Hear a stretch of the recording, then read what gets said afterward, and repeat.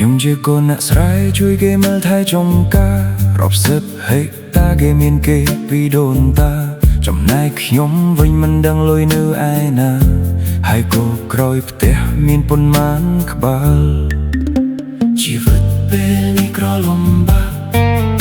ធ្វើការទាំងយប់ទាំងថ្ងៃគ្មានពេលសម្រាកគ្មានទាំងពេលដងហើមតែកុំតន់មកឌឺដងទោះបីពេលនេះខ្ញុំគ្មានលុយគ្មានឡានហើយក៏គ្មានខ្នងដឹងថាវាខ្លះចាក់ដោតបេះដូង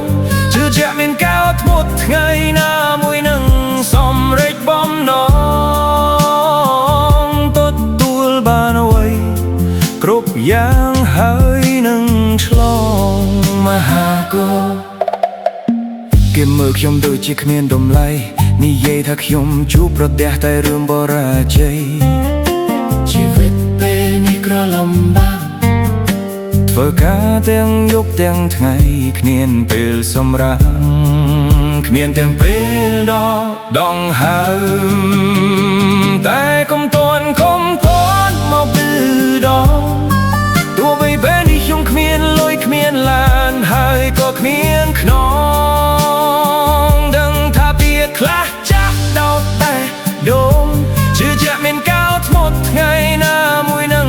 សម្រេចបំណងទទួលបានអ្វីគ្រប់យ៉ាងហើយនឹងឆ្លងមហាកុប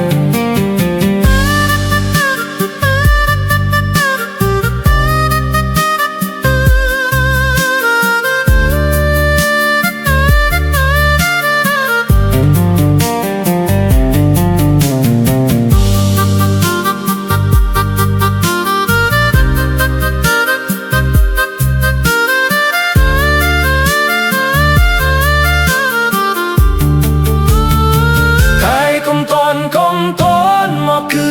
ដងទោះបីពេលនេះខ្ញុំគ្មានលុយគ្មានឡានហើយក៏គ្មានខ្នងដឹងថាវាខ្លះចាក់ដោតបេះដូងជឿជាក់មានកោធ្មត់ថ្ងៃណាមួយនឹងសម្រេចបំណងទទួលបានអ្វីគ្រប់យ៉ាងហើយនឹងឆ្លងមហាកុប